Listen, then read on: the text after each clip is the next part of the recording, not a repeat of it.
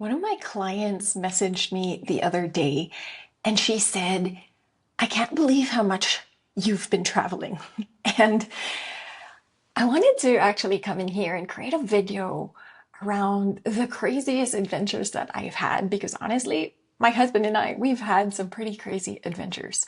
My name is Anna Rogers. I've been traveling the world for the last 12 years and I decided to start creating these YouTube videos and start documenting my life, what it's like to be a 38-year-old woman who is going for it, who has all these big, crazy ass, audacious dreams and is just going for it.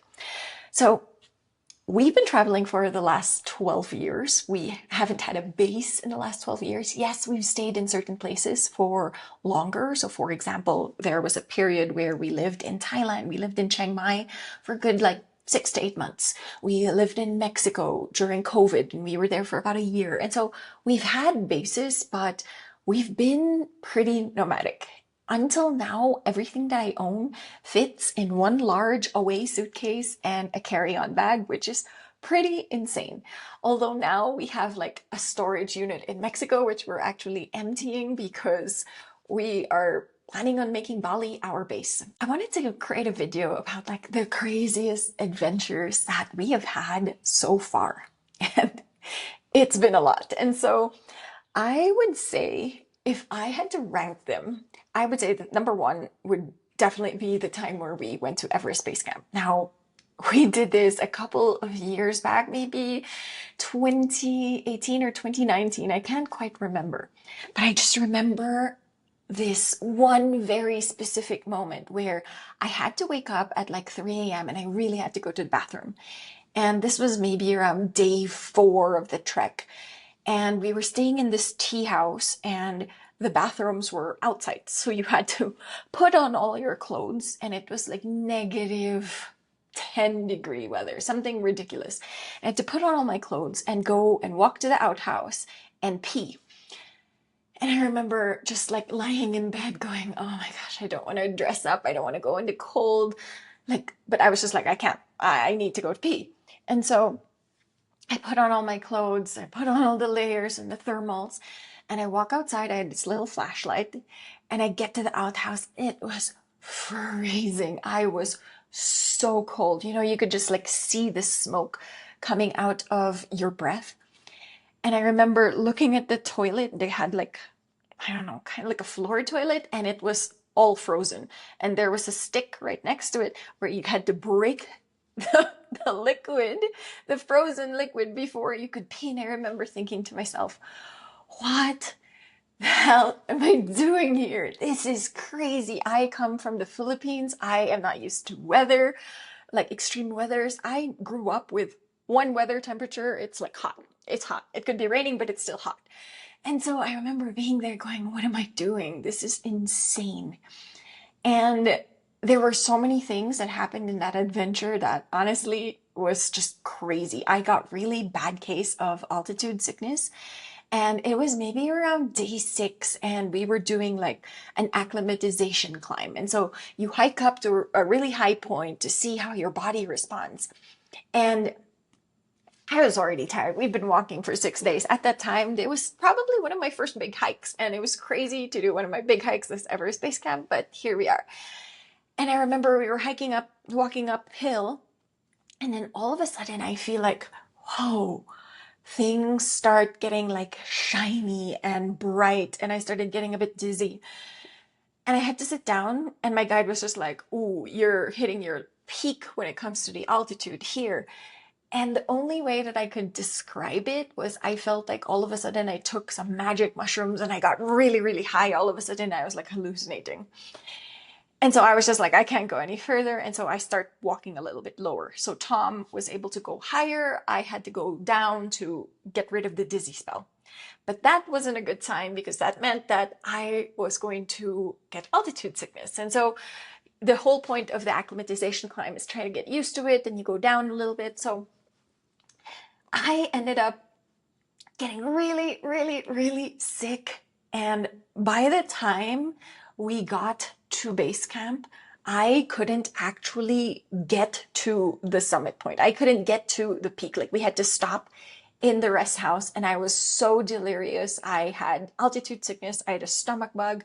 And so I was like walking, we were walking for 13 hours. I was so slow, and love Tom. He had to like wait for me and everything. And so I was just like, I'm not gonna make it. I was like telling Tom, I was like, you should go. He was like, no, we're not gonna, I'm not gonna leave you. He's like, we're gonna finish this together. He was like, let's stay in the tea house tonight. And then tomorrow we're gonna wake up really early. We're gonna go to like the summit point, and then together we're gonna go down. But this meant that the descent that day was going to be extra long because we were already walking like 10 hours to go down. But because we were adding to get to actual base camp point, that was adding a longer period. And so I'm like, okay, we're going to do it. By the time we got to the tea house, I don't even recall eating. I think I remember just going straight to bed and passing out. I was like that tired, that exhausted, that sick. The next day, we woke up at 4:30 or like 5, and we started our ascent. We made it, and it was incredible. It was such a big achievement, and I would actually note that achievement down to Tom. He was the best person there, like encouraged me, never made me feel bad. He was just right by my side. Even though he has like the fitness level of a Sherpa, he could have like gone there and back 3 times. He was so patient with me. And when we got there, I was like, I remember crying because it felt like such a huge achievement. On our way back down, though, that was another thing because at that point, I haven't eaten in like 3 days because I was just vomiting everything that I was eating. And so on our way back, like I remember that particular day, I think I was walking for 15 hours. By the time I got to the tea house, it was late. There was no lights. It was horrific. But eventually, the lower we got, the better I felt. And up to now, it was still one of my fondest memories. The views were amazing. It wasn't busy at all. I loved the entire experience. Would I do it again? I don't know. Like, I love long hikes now. I love hiking, especially like I want to hike around Europe, the Dolomites, and I love going on these long treks. But the extreme cold and the weather was really, really hard for me. And so I think before going back and doing like Annapurna or any of the extreme weather hikes, I'd stick to long distance hikes, but in more manageable weather. Um, that was definitely like a top highlight for me, that I did in over the last decade. Now, the second would be, I think, one of the craziest experiences for me, and that stood out and wasn't very like super adventurous, but the first time we went to Iceland. Now, I love Iceland because it just felt like such a different trip. We rented a camper van and we drove around the entire island, and it was phenomenal. Like, I have just the best memories from that trip. And it felt like we were driving in a different world every single time. I remember one time we were driving and it was like these like mossy green like hills, and they're kind of like small volcanic rock stones and covered in moss, and everything was green. And then the next day you're driving and everything was filled with the snow. Like literally, I was just like, I feel like we were driving through the moon. And it was really cool because we had this instance where we were driving through this long road. There's no other cars. It was winter and everything was like blanket white. And then the song Fly Me to the Moon started playing and it felt so cool. That's going to be a core memory that I'm always going to remember. And when we were there, we also did so many cool things. We hiked up a glacier. I can't remember the other things that we did. We hiked up a glacier. We did like this cool volcanic tour. We did so many different things, and I'm so happy that we did that. But even though we had signed up and done all these cool tours, one of my favorite memories was the van that we rented had this little electric grill. And I told Tom, one of the things that I would love to do is to have a picnic. I want to have a picnic and grill some food. So I remember it was one of the snowy days and we were like in the middle of this like frozen landscape, no other cars. And we kind of pulled to like the curb and there's like this cool like side thing, and you're still by the main road, but there's hardly any cars. And so we fired up the grill and we started playing some reggae music and we started cooking these burgers and sausages and hot dogs, and we were just having the best time. And we had our two like chairs out there right by the car, and a couple of cars passed, and they like pull down their window and they see us just listening to reggae and grilling, and they're like, man, these guys just know what they're doing. They're having so much fun. And that's still one of my favorite memories. We also trekked to this hidden hot spring. And so I had found on the internet that there were like hidden hot springs that you could go to. And I was like, how cool is it if we hike to like a hidden hot spring? And so we follow the instructions and we hike about an hour and a half, and get there, and there's no one there. And there's this like hot spring in the middle of nowhere. And I was like, wow. And you're like looking at this gorgeous view.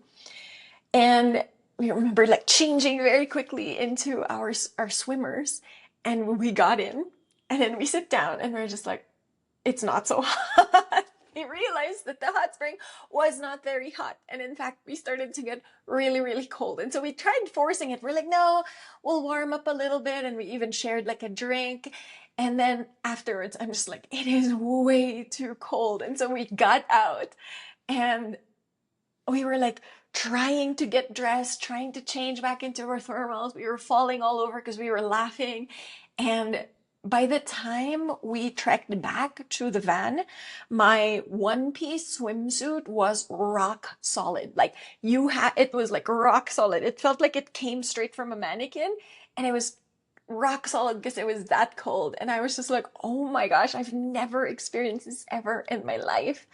And we tried like shaking it, and I was just like, I don't even know what to do. So I kind of just put it in the back seat of the van and then dealt with it later. But it was so, so cool.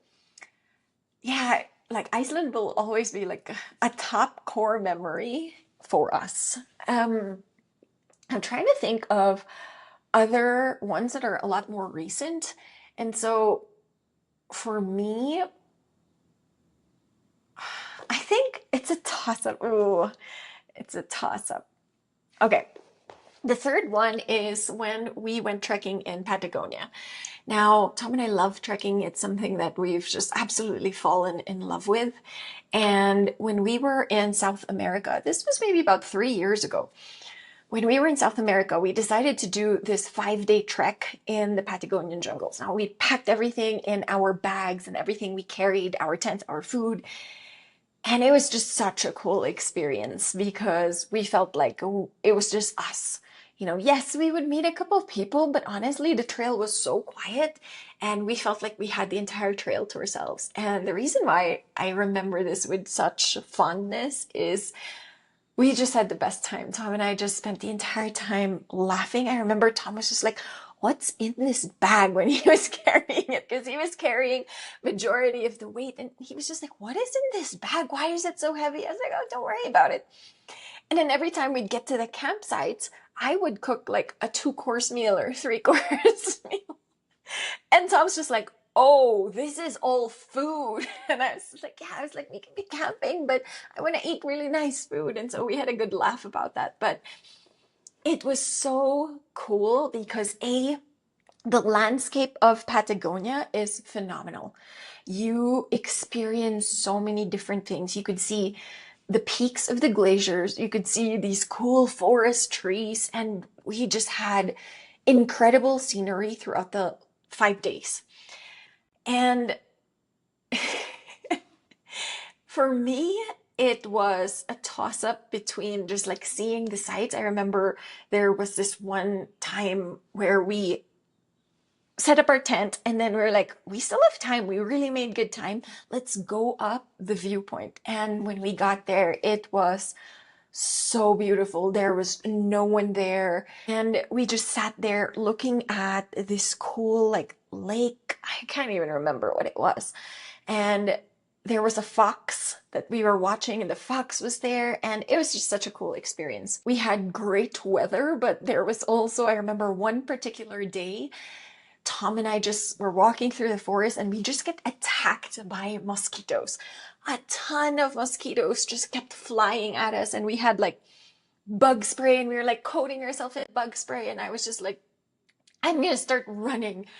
And then we just start bolting it. And so Tom and I are bolting, kind of laughing, kind of crying. And it was starting to rain. So we're like, we got to make it to campsite. And I was just like, we had this moment where I'm just like, are we trying to outrun mosquitoes? I was just like, is that even possible? And so we just had the most eventful day. And finally, we made it to camp right before the rain was about to start pouring. And it was one of those days where we just felt like we were in the wild. You know, we hardly saw anyone. We trekked through these like really diverse landscapes, and it was beautiful. By day 4, though, I was ready to go home. I was ready to go home. I wanted to shower. I wanted to sleep in my own bed. And I was just like, like a 5-day trek, probably my limit when it comes to if you don't have a shower, if you don't have a bathroom. I would do like a multi-day trek if you're staying in some sort of accommodation, but 5 days in the wild is probably my limit. I think Tom would try to convince me to do otherwise, but that is still a memory that I'll always remember. The next one is going to be a toss-up because we used to work with this very cool company, and their entire thing is they send you on these epic adventures. And so we've done 2 trips with them. The one is a sailing challenge around the Philippines, and the other is we drove a tuk-tuk across Sri Lanka.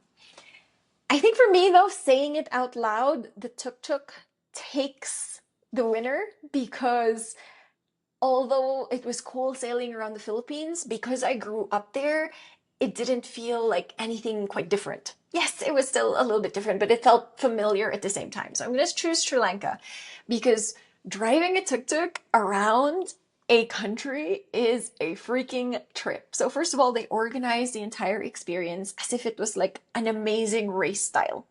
And so every day you drive a tuk-tuk, you have this endpoint destination that you're trying to reach. But the thing is, you cannot use maps. You cannot use your phone, you cannot use mobile data. And so we were all given like physical maps that we had to like mark off and navigate. And so I had to learn to read a map, which is not my strong point. I had to learn how to drive a tuk-tuk, which was questionable at best, but it was so cool. And I did this with Tom, myself, and then our other friend Terrence, and there were other teams, and technically we were all competing.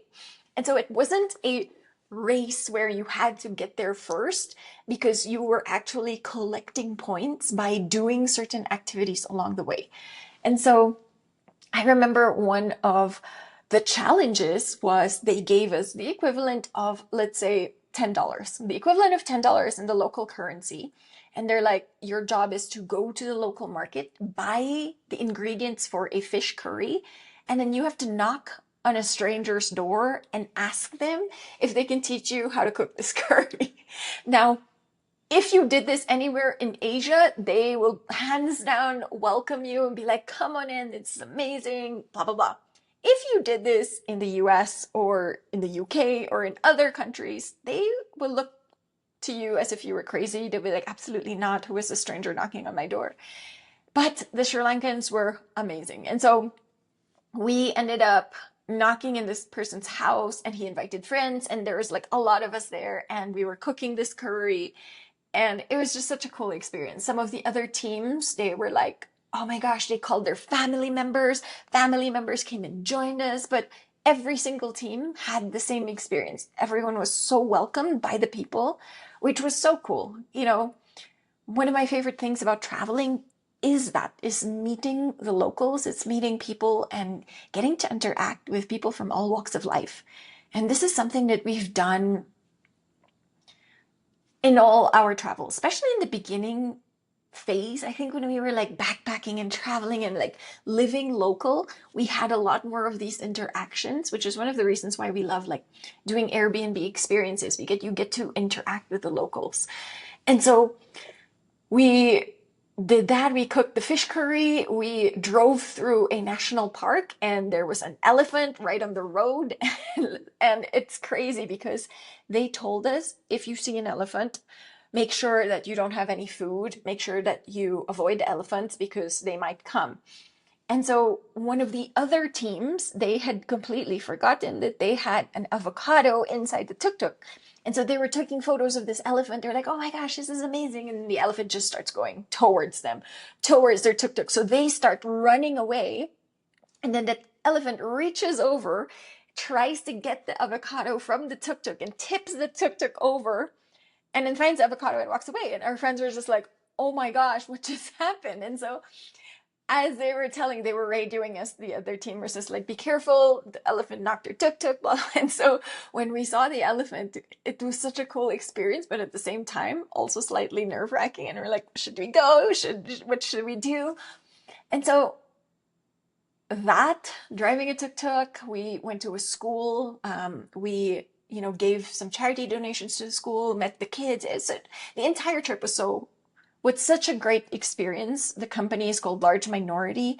I'm not sure if they're still running trips, but definitely check them out. Like, I know they have a couple of trips that they're running in different parts of the world, but that was definitely a highlight and such a cool experience. The owner, Julian, is a friend. He's a cool guy as well. And he loves this. Like, he loves creating out of the box adventures.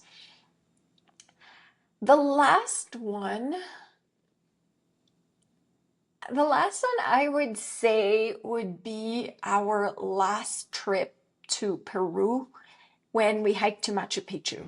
And I think this was one of the trips that I really, really enjoyed because it's been a dream of mine to do ever since. And so the hike was cool. Like, I even, it's really interesting because a lot of the times you have two ways on how to get to Machu Picchu, right? You can take the train and you can go, and that's what a lot of the tourists do. They go, they're in their flowy dresses and they arrive and they take selfies and they're like, I've seen Machu Picchu, great. But I feel like if you have the time, if you are able to walk, like, go the long way around. And I say this because I felt like it was such a perfect analogy towards life. It is a lot of the times we are trying to rush towards the destination, but actually the journey, the beauty, the memories is in the journey. It's in the process. And so I say this, I use this analogy with my clients all the time. I was just like, don't get so caught up with the end point that you forget to enjoy the process. Entrepreneurship is meant to be something that you enjoyed. And so with us, with the Machu Picchu, yes, seeing Machu Picchu was incredible. Yes, it was such wow. Like, I have no words, but the journey getting there was actually my favorite part. It was difficult. You meet your edges. You're hiking really high, and then you think you're in the end, and then there's another peak to climb. You get to explore these like ancient ruins that not everyone can see because you have to hike there, you have to trek there. And so the reason why I love that trip so much, it reminded me that life is about the journey. It's not about the destination. And reminding ourselves of that is so important because we can get so caught up in, I will be happy when I am here. I will be happy when I reach this end point, versus actually having fun, enjoying, versus actually taking the time to recognize how far you've gone. A lot of the times we're so focused and we're looking straight ahead that we're not actually looking behind us. We're not actually going, whoa, I've gone a long way. This is cool. Oh, I'm having fun. Wow. I get to meet so many crazy cool people who are hiking and with me along the journey. And one of the reasons why I love entrepreneurship, like, someone asked me, she was just like, why are you still in business? You and Tom are obviously successful. You've built multiple companies. She's like, why do you do this? And I was just like, because we love the game. We genuinely love the game. We genuinely love the experience of building something, of creating, of reaching a milestone, of setting a new target, but at the same time, still recognizing how far we've come. And so the reason why Machu Picchu, the reason why that kind of stood out is because I felt like it was such a perfect example for life. And, I remember I actually hurt my knee in Machu Picchu. It's another story, but during the hike, on the last day, we were like you reach kind of like this certain point, and as you're about to begin your last ascent, I just heard my knee just pop.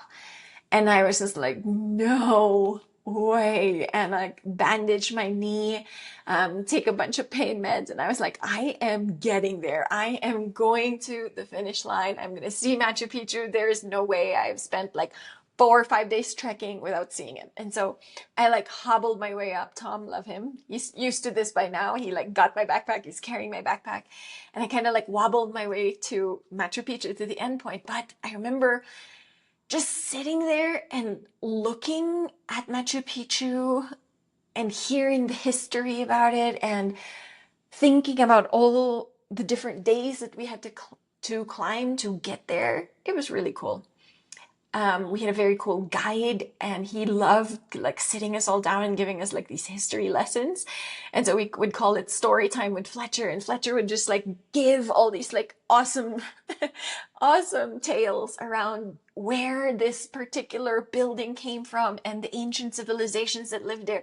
And it was really cool, like to be able to experience a small part of civilization and how things were back then to the way things are now. It gives you the sense of appreciation. You know, Tom and I talk about this all the time with AI, with the changes that are coming to AI. It's crazy. It's crazy how far we as humans have evolved, have grown, and it's just going to keep growing exponentially as AI gets smarter and smarter. And so I don't even know how I got to AI, but those were a few of the core memories that I remember. And I mean, there's so much more. I've paraglided through an exploding volcano. That's a true story. I almost died in inside a World War II shipwreck, 30,000 feet underwater. And so I have lived a crazy ass life, and I am so grateful for it. I am so grateful for every single memory. I'm so grateful for every crazy adventure that I said yes to, because I know that one day I'm going to be able to look back at these videos, going to look back at the photos that we use to document our travels and realize that I've lived. And if you're listening to this, the one thing that I want you to take away is make sure that when you get to the end of your life, you look back at your life with fondness. You look back at your life with fondness that you said yes to adventure. You said yes, you took the risks. You did the thing that you wanted to do. And I'm not saying you need to go travel and go on these crazy adventures, because again, this looks different for everyone. But you want to be able to look back at the end of your life and go, I did what I want to do. I lived the way I wanted. And I didn't let anything stop me. If you enjoyed this video, like, comment, share your craziest adventure. Heck, I'd love to hear that. My name is Anna Rogers, and I'll see you in the next one.